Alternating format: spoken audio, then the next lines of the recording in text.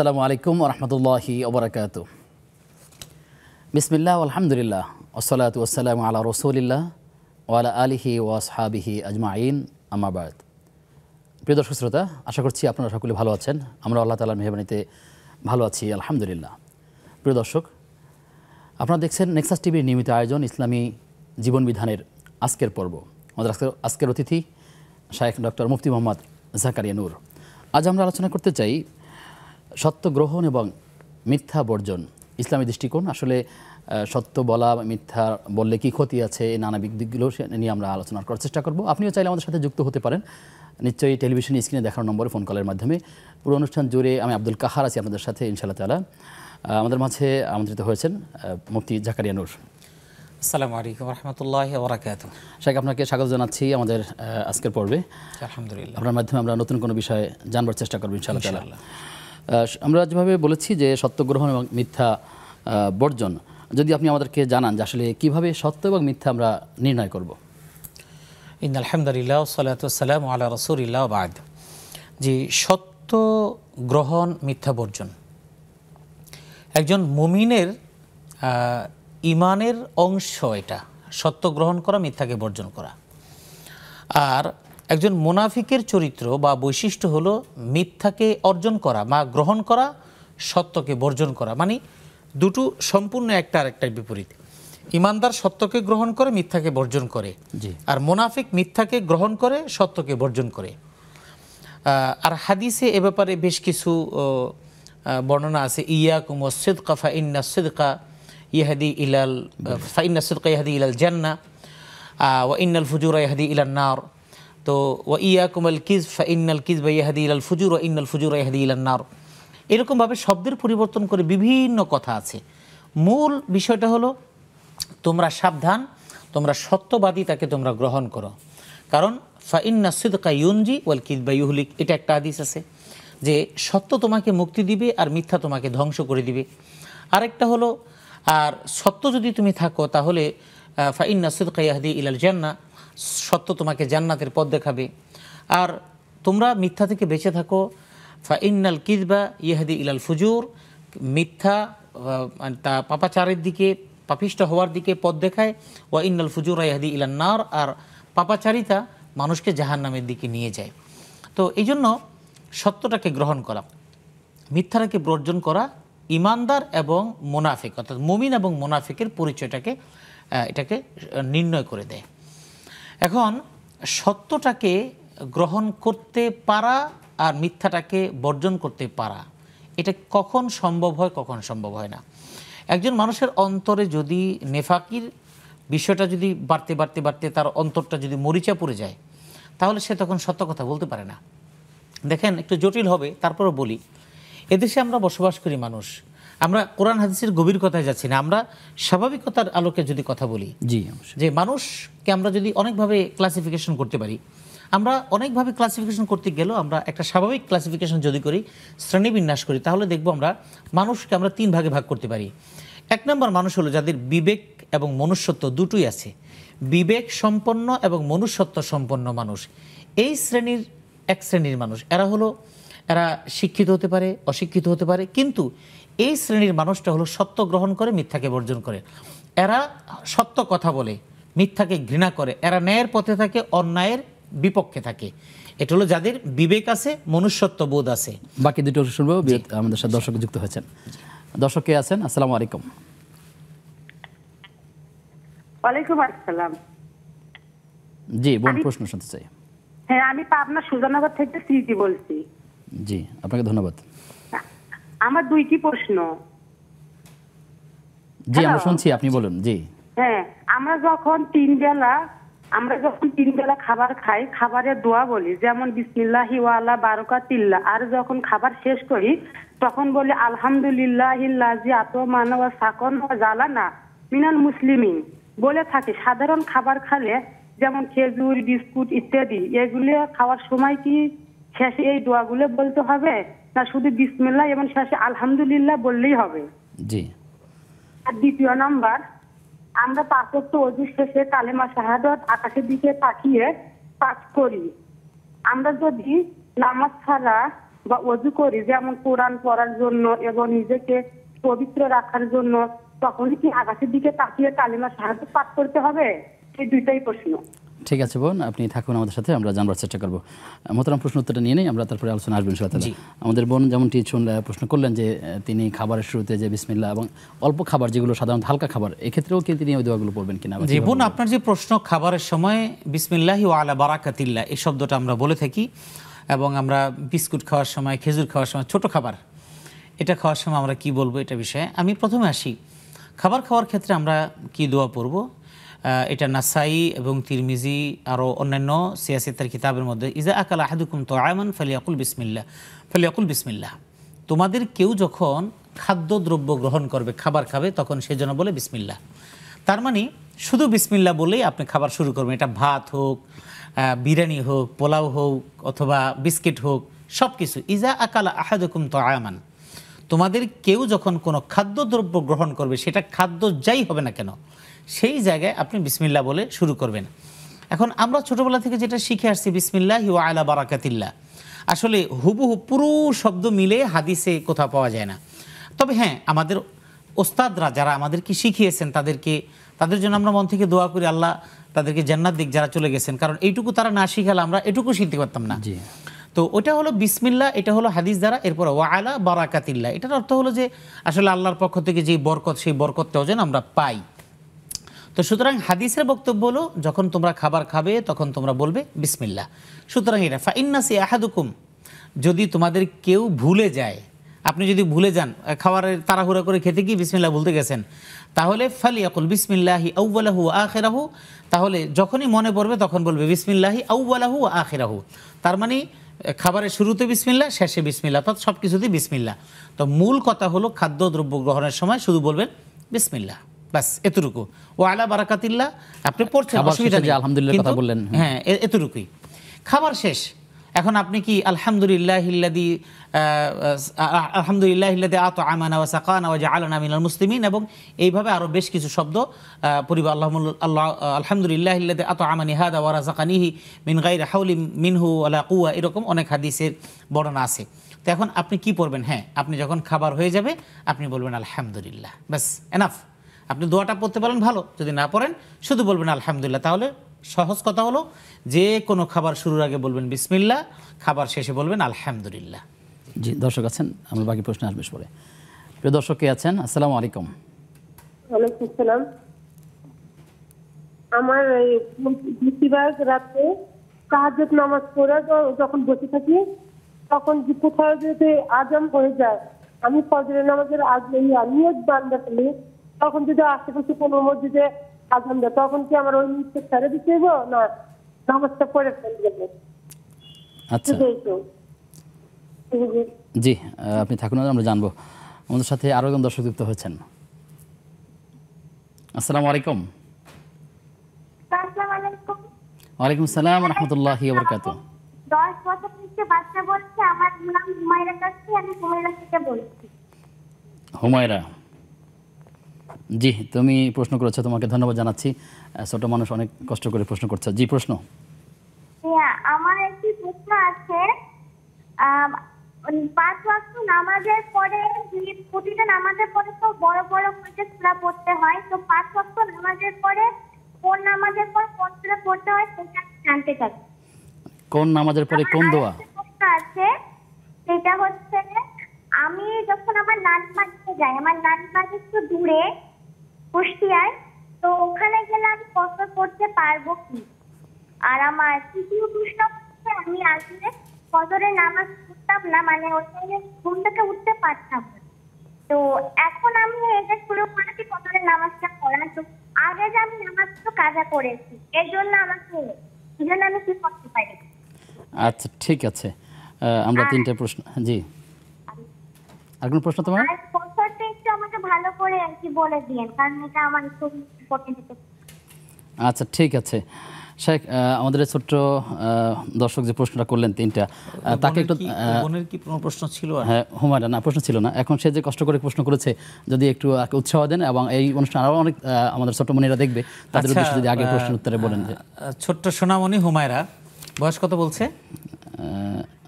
10 বছর। 10 বছর।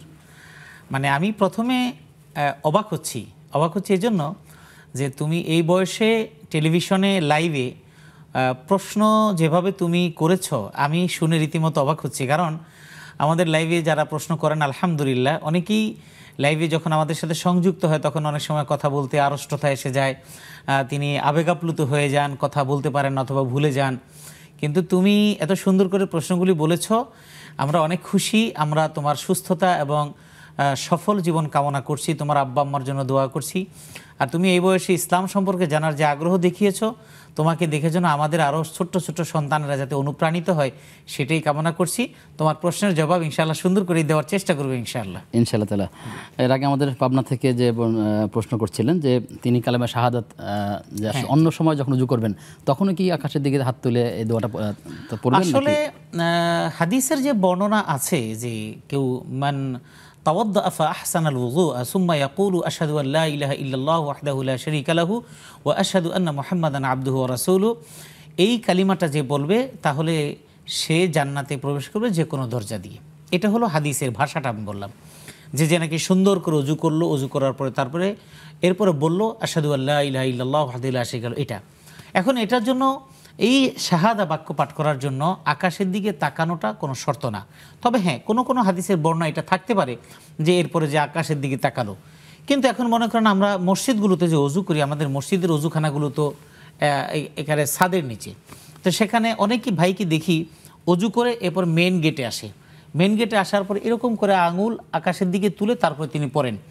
আমি তার আবেগকে শ্রদ্ধা করি, তবে আসলে এত কষ্ট করার তত প্রয়োজন নেই, কারণ হাদিসে বলা আছে সুম্মা ইয়াকুলু আশহাদু আল্লা ইলাহা ইল্লাল্লাহু ওয়াহদাহু লা শারীকা লাহু, এভাবে কালিমা আছে।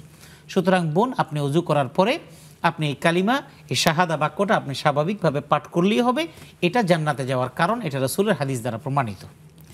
শেখ, আশা করছি আমাদের বোন বুঝতে পেরেছেন। আপনি এটা আলোচনা করছিলেন যে মানুষের 3টি শ্রেণীর কথা বলেছিলেন, একজন মনুষ্যত্ব এবং প্রথম শ্রেণীটা বলছিলাম যে বিবেক এবং মনুষ্যত্ব সম্পন্ন মানুষ।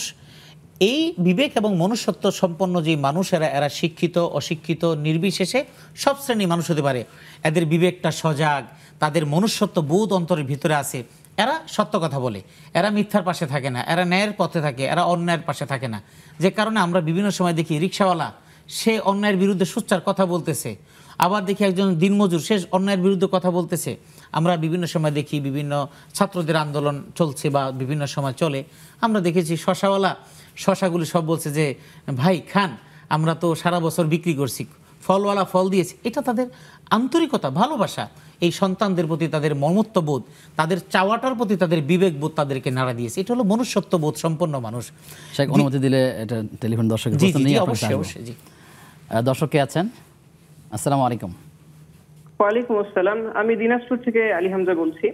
জি, আলী হামজা। আমার প্রশ্নটি হলো, স্বামী যদি মহারণা না আদায় করে মারা যায় তো পরিবার থেকে কি সেই মহারণাটা আদায় করতে হবে, কিংবা তাদের সন্তান কি তাদেরকে সেই মহারণাটা আদায় করতে হবে কিনা, এবং কুলি যদি লেগে যায় কাপড়ের চোপড়ে তাহলে কি সালাত হবে কিনা? মুখের পানির কুলি এটা? জি, ওযু করার সময়। ওযু করার সময়, আচ্ছা ঠিক আছে, আপনি থাকুন আমাদের সাথে, আমরা জানবো ইনশাআল্লাহ তাআলা। শেখ, আপনি যেটা আলোচনা চলছিল, দ্বিতীয় পর্যায়ে হলো যাদের বিবেক আছে কিন্তু মনুষ্যত্ব নেই। এই বিবেক আছে কিন্তু মনুষ্যত্ব নেই, এটা সাধারণত শিক্ষিত শ্রেণীর মধ্যেই বেশি পাওয়া যায়। তবে এরা সাধারণত মিথ্যা কথায় পারদর্শী হয়। বিবেক আছে, মনুষ্যত্বহীন কেন বললাম?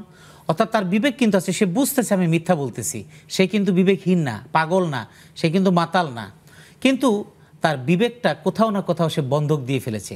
এই বিবেকটা কোথাও না কোথাও সে বিক্রি করে ফেলেছে, হয়তো কোনো পদের কাছে অথবা বিশাল অঙ্কের একটা টাকার কাছে, বিশাল অঙ্কের সুবিধার কাছে বিবেকটাকে সে জমা দিয়ে বিবেক তার আছে থাকা সত্ত্বেও সে মনুষ্যত্ব বিবর্জিত একটা মানুষে রূপান্তরিত হয়ে গেছে। যে কারণে আমরা দেখি তখন মিথ্যা কথা অবলীলায় বলে যাচ্ছে। একটা ছোট্ট একটা ছেলে মানে শহীদ হলো একটা প্রশাসনিক লোকের গুলিতে। তো এই কথাটা যখন একজন কোর্ট পড়া লোক, একজন আইনজ্ঞ লোকের কাছে যখন প্রশ্ন করা হয়, সে যখন বলে যে না, তাকে কেউ মারেনি, বরং অন্য লোক তাকে ইটের আঘাতে মেরে দিয়েছে, তখন আমি তাকে কি বলবো? এই জন্য মানুষ দ্বিতীয় শ্রেণীর হলো বিবেক তার আছে, তবে বিবেকটা বন্ধক রাখা, বিক্রি হয়ে গেছে, এ কারণে সে মনুষ্যত্বহীন হয়ে গেছে। তৃতীয় শ্রেণীর মানুষ, এদের বিবেকও নেই, মনুষ্যত্বও নেই। তবে কি তারা পাগল? না, নিশ্চয়ই পাগল না, তারা শিক্ষিত। অশিক্ষিতের সংখ্যা খুব কম।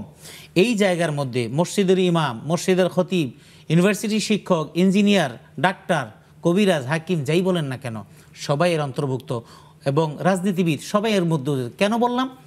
বিবেকও নাই, মনুষ্যত্বও নাই।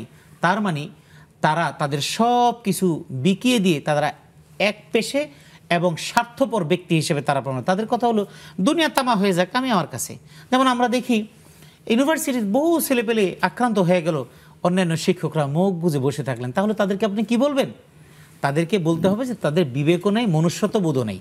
তো ঠিক এইরকমভাবে আমাদের চারপাশে বহু মানুষ আছে, পাশের বাড়ির লোক আগুনে পুড়ে যাচ্ছে, আমার কোনো বিবেক নেই। জি শেখ, তো এই জাতীয় মানুষগুলো আমাদের সমাজে ভরে গেছে, এজন্য সত্য এবং মিথ্যা গ্রহণ করাটা কঠিন হয়ে গেছে। আমরা আল্লাহ তাআলার কাছে দোয়া করি আল্লাহ যেন আমাদেরকে উত্তম মানুষ হিসেবে বেঁচে থাকার তৌফিক দান করুন। বিরতির পরে এসে আমরা বাকি প্রশ্নের উত্তর নেব আপনার থেকে ইনশাআল্লাহ তাআলা। প্রিয় দর্শক, আপনারা দেখছেন ইসলামী ব্যাংক বাংলাদেশ পিএলসি নিবেদিত ইসলামী জীবন বিধানের আজকের পর্ব। সময় হয়েছে একটা বিরতির, ফিরছি কিছুক্ষণ পর, সঙ্গেই থাকুন।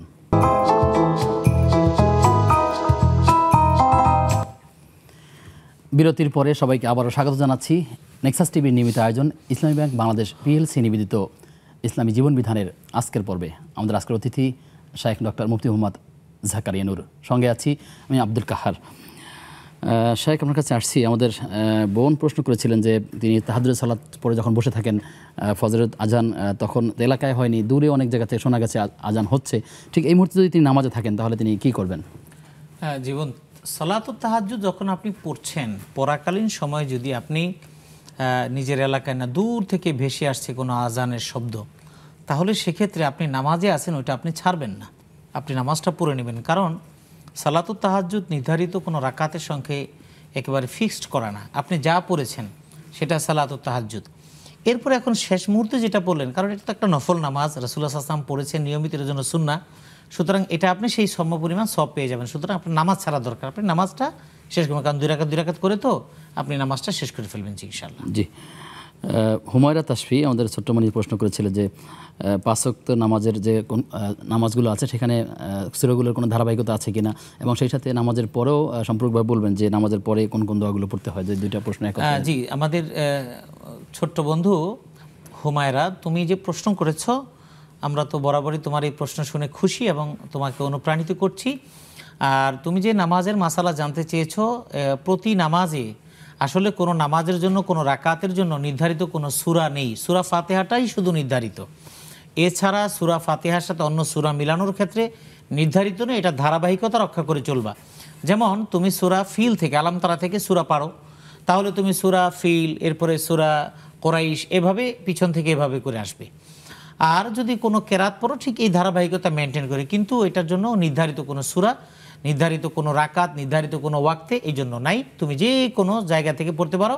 ফাকরাউ মা তায়াসসারা মিনাল কোরআন, কোরআনে আল্লাহ বলেছেন যে তোমরা কোরআনের যেই জায়গাটা তোমাদের কাছে সহজ মনে হয়, যেটা তিলাওয়াত এবং পাঠযোগ্য সহজ, সেখান থেকেই তোমরা তিলাওয়াত করবে ইনশাআল্লাহ। জি জি, সম্পর্কে একটা প্রশ্ন আপনাদেরকে বলবেন যে নামাজের পরে আসলে কোন কোন তাসবিহগুলো পড়া উচিত? ছোট্ট মনির জন্য কথা, যে নামাজের পর তাসবিহ, আজকে আলহামদুলিল্লাহ তুমি নামাজের প্রতি আগ্রহ আছে, তোমার মা বাবার জন্য দোয়া করছি, তারা তোমাকে এটা শিখিয়েছেন।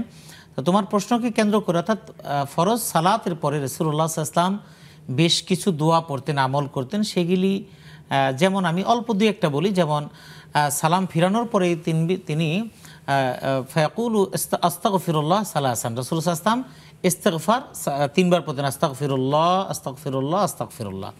এরপরে পড়তেন আল্লাহুম্মা আনতাস সালাম ওয়া মিনকাস সালাম তাবারাকতা ইয়া যাল জালালি ওয়াল ইকরাম। এরপরে বলতেন আল্লাহুম্মা লা মানিআ লিমা আ'তাইতা ওয়া লা মু'তিয়া লিমা মানা'তা ওয়া লা ইয়ানফা'ু যাল জাদ্দি মিনকাল জাদ।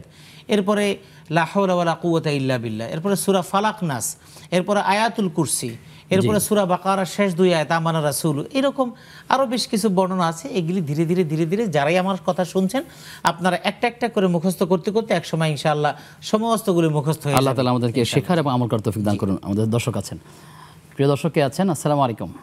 ওয়ালাইকুম সালাম। ভালো আছেন? আলহামদুলিল্লাহ, আমরা ভালো আছি, আপনিও নিশ্চয়ই ভালো আছেন। আলহামদুলিল্লাহ। আমার প্রশ্ন হচ্ছে যে আমার আপন মামা নামাজ পড়ে না, উনি একটা ফকিরের মুরিদ। টেলিভিশনের ভলিউমটা কমিয়ে নেওয়া দরকার। প্রিয় দর্শক, আপনি টেলিভিশন ভলিউম নেই, ওই যে রেকর্ড নোট করেছি। তা জি। উনি নামাজ পড়েন না, আমার মামা। শুনতে পাচ্ছেন হুজুর? জি, আপনার মামা নামাজ পড়ছেন না? হ্যাঁ, নামাজ পড়ছেন না, এবং উনি কোরআন শরীফ পড়েন এবং বলেন কি যে নামাজটা আল্লাহ পড়ার ক্ষেত্রে বলেনি, নামাজ কায়েম করার ক্ষেত্রে বলেছেন। এখন উনি এই বিশ্বাসী এই জন্যই নামাজ পড়ে না। উনি আবার আমার ছোট বোনের শ্বশুর। এখন আমার বোনের প্রশ্ন হলো, ওনার সাথে সম্পর্কটা কিভাবে?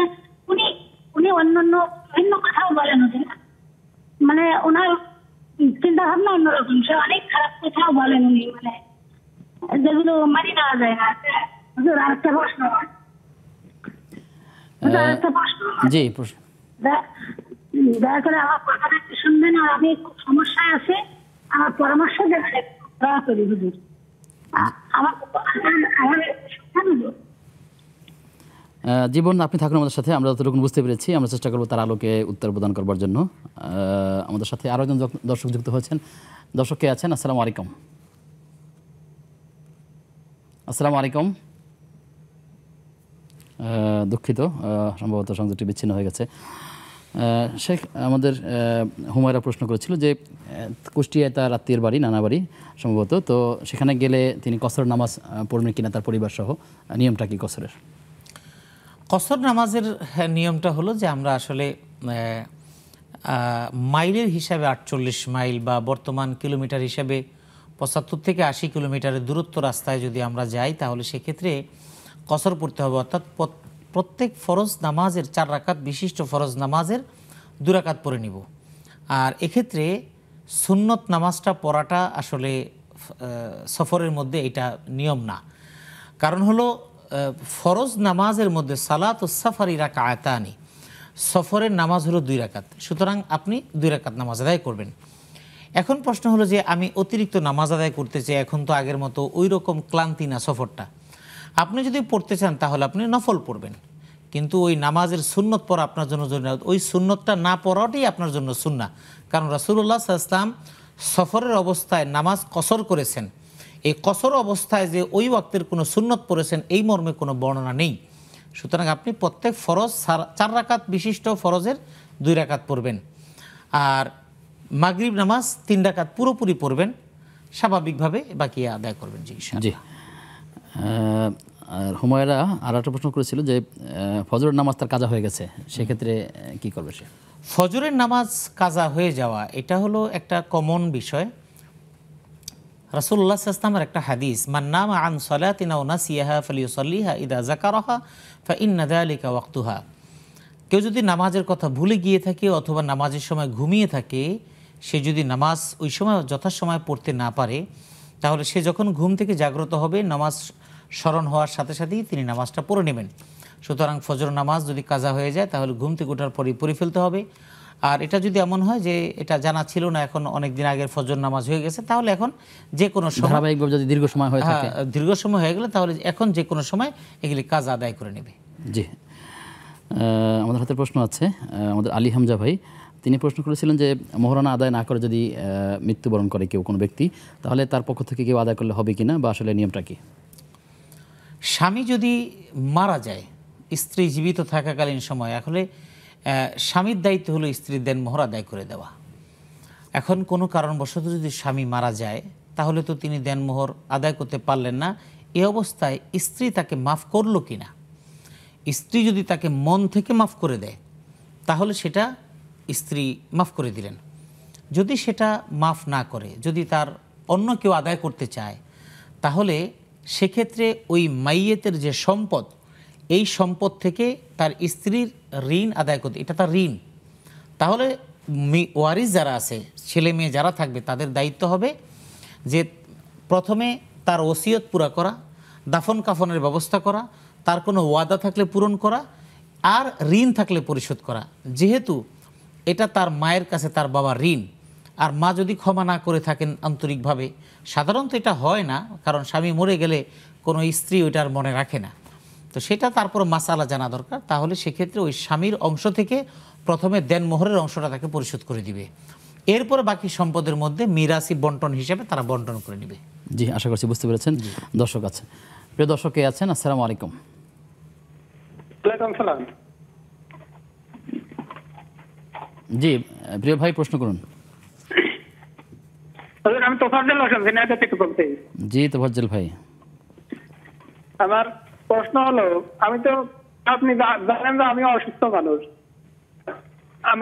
আমার আব্বার কবর দেওয়া হয়েছে অনেক দূরে, তা আমি সেখানে যে দোয়া জিয়ারত করতে পারি না, এবং বাড়ি থেকে কিভাবে দোয়া করেন আমার আব্বার মাগফিরাত হবে এই বিষয়ে জানতে চাই। জি আপনি থাকুন আমাদের সাথে। জি আমরা যতটুকু বুঝতে পেরেছি উত্তর দেওয়ার চেষ্টা করুন ইনশাআল্লাহ তাআলা। দর্শক কে আছেন আমাদের? আসসালামু আলাইকুম। দর্শক শুনতে পাচ্ছেন? আসসালামু আলাইকুম। আমি ভাইয়ের কাল থেকে দেখছি। জি শুনতে পাচ্ছি, আপনি বলুন। আমার প্রশ্ন হলো এটা না করে বলবো আর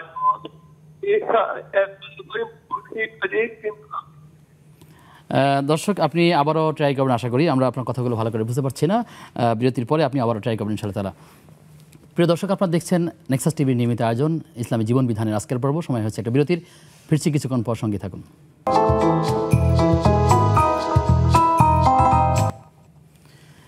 বিরতির পরে আবারও সবাইকে স্বাগত জানাচ্ছি নেক্সাস টিভির নিয়মিত আয়োজন ইসলামী ব্যাংক বাংলাদেশ পিএলসি নিবেদিত ইসলামী জীবন বিধানের আজকের পর্বে।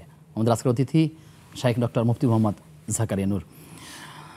শেখ, আমাদের কাছে আলী হামজা ভাই তিনি প্রশ্ন করেছিলেন যে উজু করবার সময় যদি মুখের কুলি পানিটা যদি তার কাপড়ে লাগে বা শরীরে পড়ে তাতে কোনো ক্ষতি হবে কিনা? উজু করার সময় মুখের কুলি করা কোনো পানি যদি বেখেয়ালে তার শরীরে পড়ে যায়, এটা নাপাক না। পানি এটা পড়ে গেছে, এটার দ্বারা কাপড়ও নাপাক হবে না এবং তাতে তার কোনো পরবর্তী নামাজ পড়ার ক্ষেত্রেও কোনো বিঘ্ন সৃষ্টি করবে না ইনশাআল্লাহ। জি আশা করছি আমাদের জবাব পেয়েছেন। তাফাজ্জল হোসেন ভাই তিনি শারীরিকভাবে অসুস্থ, আমরা তার জন্য দোয়া করি আল্লাহ তাআলা তাকে সুস্থ করে দেন। তিনি জানতে চাচ্ছেন তার আব্বার কবরটা অনেক দূরে এখান থেকে, তিনি তার বাবার জন্য কিভাবে দোয়া করবেন? জি ভাই, আসলে কবর জিয়ারত করা এটা একটা শরীয়তের নির্দেশনা আছে, রাসূল সাল্লাল্লাহু আলাইহি ওয়াসাল্লাম নির্দেশনা দিয়েছেন। তো কবর জিয়ারতটা মূলত মাইয়েতের চাইতে যিনি জিয়ারতে যাবেন তার ফায়দা বেশি। তো দোয়াটাই হলো মেইন। তো আপনার বাবার কবর যত দূরেই হোক না কেন, আপনি অক্ষমতার কারণে যেতে পারছেন না, সেটা আল্লাহ দেখেন। আপনি আপনার জায়গায় বসে যেভাবেই দোয়া করবেন সেই দোয়াটাই আল্লাহ পৌঁছে দিবেন, এতে কোনো সমস্যা নেই। আপনি দোয়া করতে থাকুন ইনশাআল্লাহ। জি ইনশাআল্লাহ তাআলা। আমাদের অনলাইনে প্রশ্ন রেখেছেন মুখলিসুর রহমান। তিনি জানতে চাচ্ছেন যে আমরা বর্তমানে আমাদের চারপাশে যা দেখি, সত্য যা দেখা যায়, যা শুনি, যা বলা হয়, এত কিছু প্রমাণ থাকার পরেও যারা মিথ্যা বলে তাদের পরিণতি কি হবে? জি, এটা তো আমরা আমাদের আজকের আলোচ্য বিষয়ের সাথে আমরা বলেছি যে চোখে যেটা দেখছি সারা দেশের মানুষ দেখছে, কিন্তু এরপরও কেউ যদি সেটা মিথ্যা বলে তাহলে ওই যে একটা বলেছি না যে যাদের বিবেক আছে কিন্তু তাদের মনুষ্যত্ব নেই, অর্থাৎ বিবেক চাপা পড়ে গেছে বিভিন্ন কারণে, আর মনুষ্যত্বটা বিবেক চাপা পড়ার পরেই তার মনুষ্যত্ব যেটুকু ছিল অতটুকু উধাও হয়ে গিয়েছে। তাদের পরিণতি আর কি হবে? যারা এই রকমভাবে মিথ্যাচার করবে তাদের পরিণতি, এখন মিথ্যাচারটা কোনটার উপরে করে সেটার উপর নির্ভর করে হবে। তবে এটা এক ধরনের জুলুম, আর এক ধরনের মিথ্যাচার, এক ধরনের হক নষ্ট, অনেকগুলো অপরাধ একসাথে জড়িত হচ্ছে। এটার শাস্তি অনেকগুলো, ভয়াবহতা এবং তার জন্য জাহান্নাম রেডি করা, নির্ধারিত করা, সে জাহান্নামী। জি, এটাই হলো শরীয়তের নির্দেশনা। দর্শক আছেন, প্রিয় দর্শকে আছেন, আসসালামু আলাইকুম। ওয়ালাইকুম আসসালাম। ওয়ালাইকুম আসসালাম। জি বোন, আপনার প্রশ্ন শুনতে চাই। বলতেছি কি যে আমার প্রশ্ন, বেতের নামাজের পর কি নফল নামাজ পড়া যাবে? আচ্ছা, বেতের পরে নফল নামাজ। আর কোনো প্রশ্ন আছে আপনার?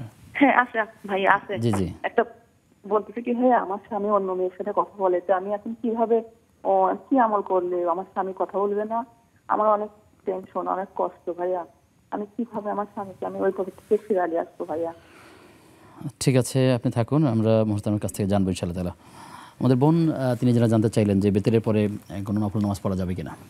জি, বেতের নামাজের পরে নফল পড়া যাবে। এখন বিষয়টা হলো আমাদের দেশে যেটা নিয়ে একটা বিভ্রান্তি আছে, হয়তো বা এই কারণে অনেকে বলেছেন যে শেষ বেতের নামাজটা যেন শেষ নামাজ হয়, ওইটাকে কেন্দ্র করে এই জন্য অনেকে বলে থাকে যে বেতের পরে আর কোনো নফল পড়া যায় না। এটা হলো একটা বিষয়টা হলো কি, যে রাসূলুল্লাহ সাল্লাল্লাহু আলাইহি ওয়াসাল্লাম যেটা বলেছেন, এই যে আলু আখিরা সলাতিকুম আল উইতরা, তোমরা তোমাদের বেতের নামাজটা রাতের শেষ নামাজ হিসেবে তোমরা পড়ো।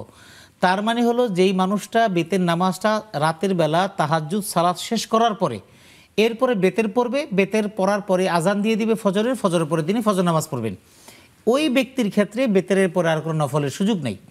কিন্তু যেই মানুষটি এশার নামাজ পড়লেন, এশার নামাজের পরে যথারীতি বেতের পড়ে তারপর তিনি ঘুমিয়ে যাবেন, সেই ব্যক্তির জন্য এশার নামাজের বেতের পড়ার পরে তিনি অনায়াসে তিনি নফল নামাজ পড়তে পারবেন, তাতে কোনো সমস্যা নেই।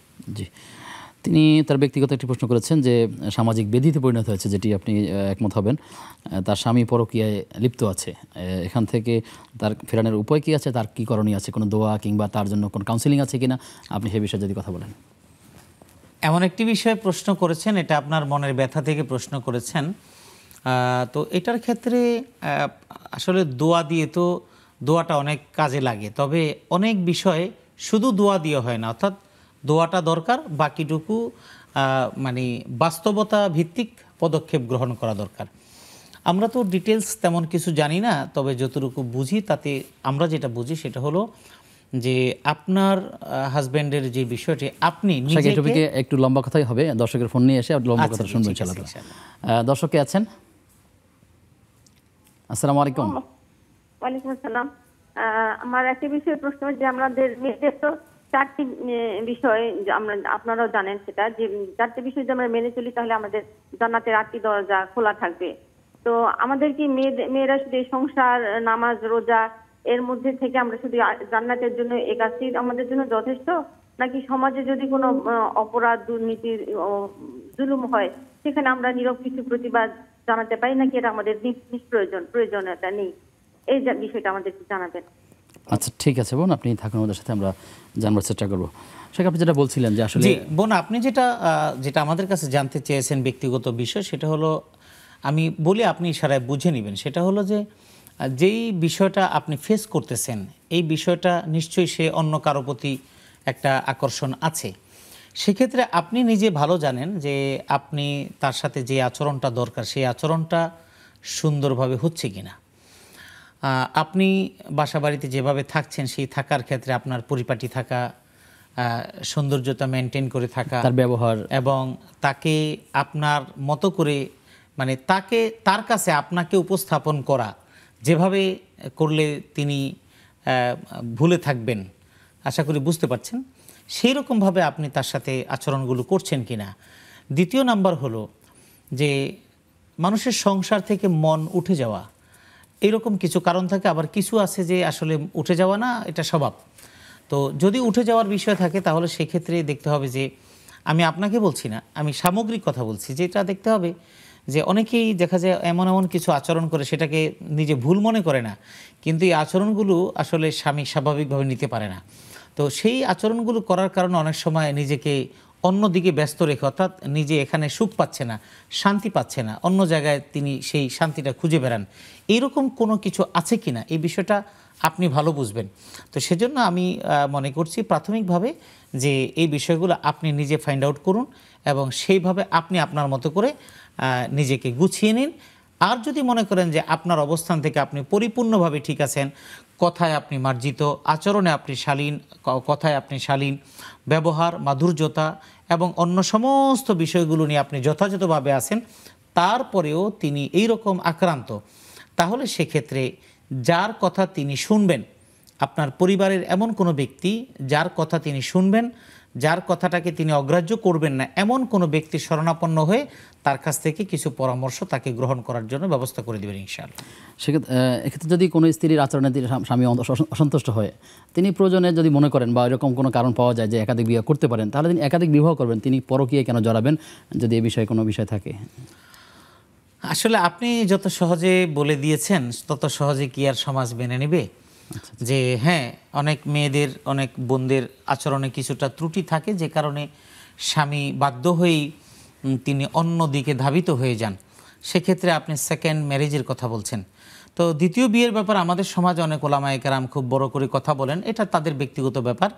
কিন্তু বিষয়টা হলো আমাদের সমাজে যেখানে আমরা একজনের হকটুকুই আমরা আদায় করতে পারছি না, সেক্ষেত্রে আমরা দ্বিতীয় আরেকজনের হক আমরা কতটুকু আদায় করতে পারবো?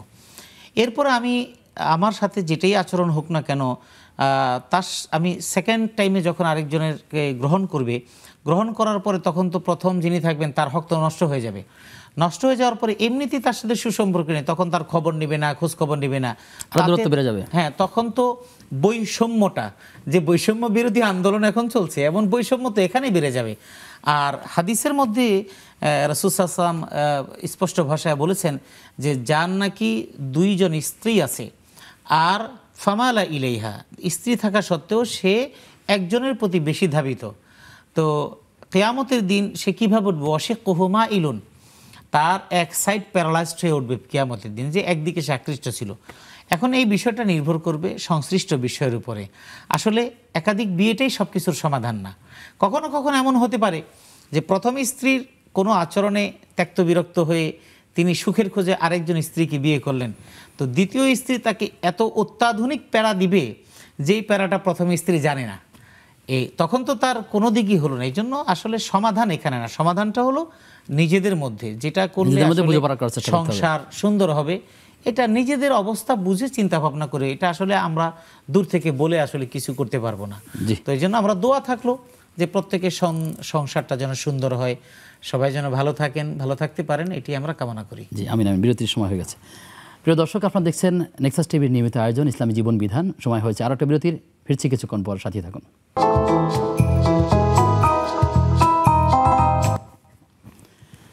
বিরতির পরে সবাইকে আবারও স্বাগত জানাচ্ছি নেক্সাস টিভির নিয়মিত আয়োজন ইসলামী ব্যাংক বাংলাদেশ পিএলসি নিবেদিত ইসলামী জীবন বিধানের আজকের পর্বে। আমাদের আজকের অতিথি শাইখ ডক্টর মুফতি মোহাম্মদ জাকারিয়া নূর। শাইখ, আমাদের এক বোন প্রশ্ন করেছিলেন যে 4টি বিষয় মেনে চললে জান্নাতের 8টি দরজা খুলে দেওয়া হবে। তিনি একই সাথে জানতে চেয়েছেন যে তাহলে অন্যায়ের প্রতিবাদ করা, জুলুমের প্রতিবাদ করা, এটি না করলেও কি জান্নাত পাবে? আসলে বিষয়টি কি? জি, আসলে খুব গুরুত্বপূর্ণ একটা বিষয় এখানে তুলে এনেছেন। একটা হাদিসের মধ্যে এসছে, ইন্নাল মারআতা ইযা সাল্লাত খামসাহা ওয়া সামাত শাহরাহা ওয়া আহসানাত ফারজাহা ওয়া আতাআত বা'লাহা ফালিতাদখুল মিন আইয়ি আবওয়াবিল জান্নাতি শাআত। যে এই 4টা কাজ, অর্থাৎ একজন মানুষ 5 ওয়াক্ত নামাজ পড়তেছে, একজন মহিলা, ওয়া সামাত শাহরা, রমজান মাসে রোজা রাখতেছে, ওয়া আহসানাত ফারজাহা, তার লজ্জাস্থান হেফাজত রেখেছেন, ওয়া আতাআত বা'লাহা, শরিয়া সম্মত বিষয়গুলোতে স্বামীর আনুগত্য করছে। তার মানে স্বামীর আনুগত্য মানে হলো স্বামীর সংসার নিয়ে সুন্দরভাবে আছে, এমন একজন নারীর জন্য তার জান্নাতের দরজা দিয়ে সে প্রবেশ করবে।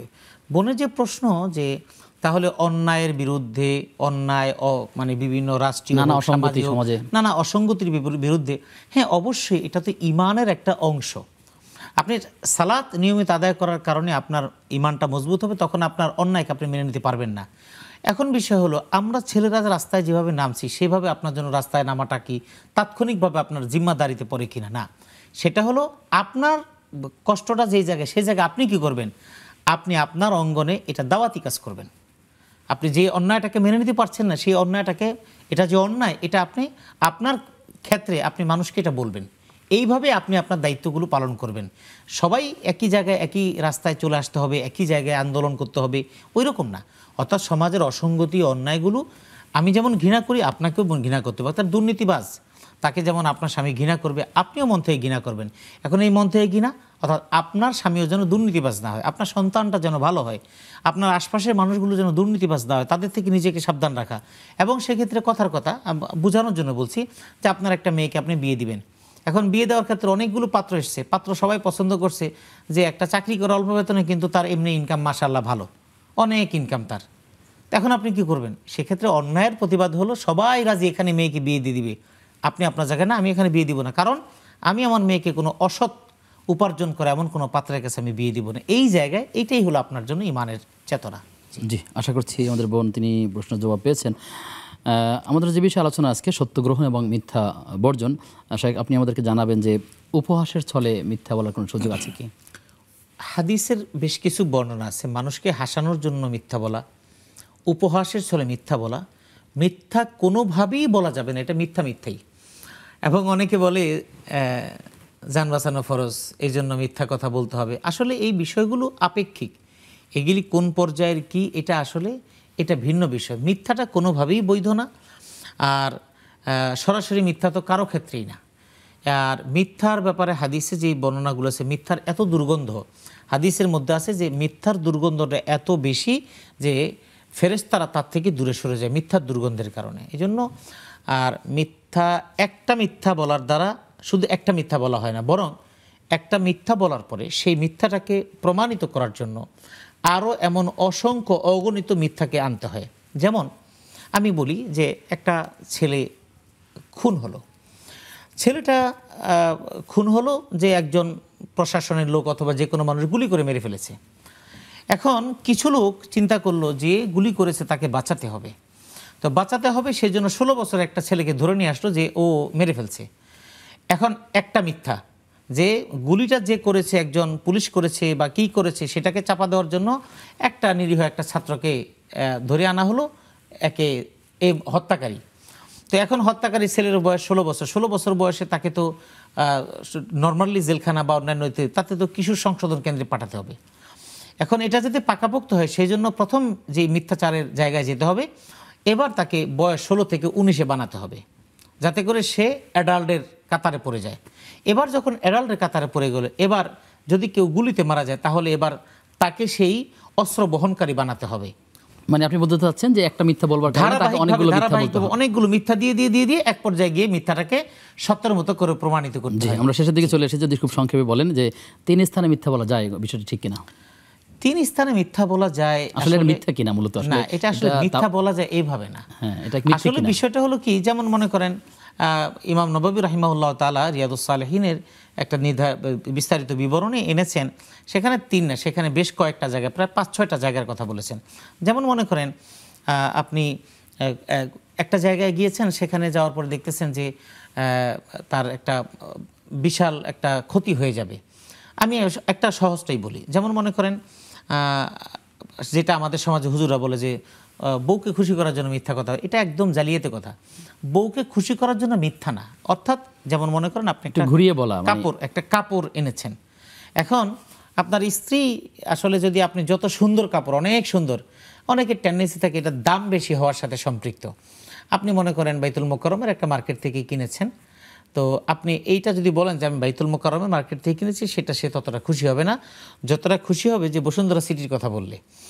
তো এখন আপনি চিন্তা করলেন যে এটা কিভাবে কি বলা যায়, তখন আপনি এটাকে ঘুরিয়ে বললেন, হয়তো বাইতুল মোকাররমের কথা বললেন না, বসুন্ধরা সিটির কথাও বললেন না, আপনি ঘুরিয়ে বললেন, কিন্তু সেজন্য সরাসরি মিথ্যা কথা বলা, নামি দামি একটা মার্কেট থেকে নিয়ে এসেছেন, আমি একটা ভালো মার্কেট থেকে নিয়ে এসেছি, খুব দামি একটা মার্কেট থেকে নিয়ে এসেছি, অভিজাত একটা দোকান থেকে নিয়ে এসেছি, এইভাবে বলা যায়। কিন্তু যেভাবে মানুষ বলে যে বউকে খুশি করতে মিথ্যা কথা বলা যায়, তাহলে এটা তো মিথ্যা না, না, এটাকে তাওরিয়া, সাধারণ মানুষ তাওরিয়া বুঝবে না, মানে একটু ঘুরিয়ে বলা, কিন্তু মিথ্যা না, মিথ্যাকে কোনোভাবেই বলা যাবে না। জি, আপনার মাধ্যমে আমরা অনেক বিষয় জেনেছি, আমাদেরকে ছেড়ে দিতে হবে। আপনাকে ধন্যবাদ জানিয়ে আপনার থেকে বিদায় নিচ্ছি। প্রিয় দর্শক, আপনারা দেখছিলেন নেক্সাস টিভির নিয়মিত আয়োজন ইসলামী জীবন বিধানের আজকের পর্ব। আমরা আলোচনা করছিলাম সত্য গ্রহণ এবং মিথ্যা বর্জন। আল্লাহ তাআলার কাছে দোয়া করি, যারা আমরা বলছি, যারা শুনছি, আল্লাহ তাআলা সবাইকে সত্যের পথে থাকবার তৌফিক দান করুন। আগামী অনুষ্ঠান দেখবার আমন্ত্রণ জানিয়ে আজকের মতো এখানে বিদায় নিচ্ছি। আসসালামু আলাইকুম ওয়া রাহমাতুল্লাহি ওয়া বারাকাতুহু।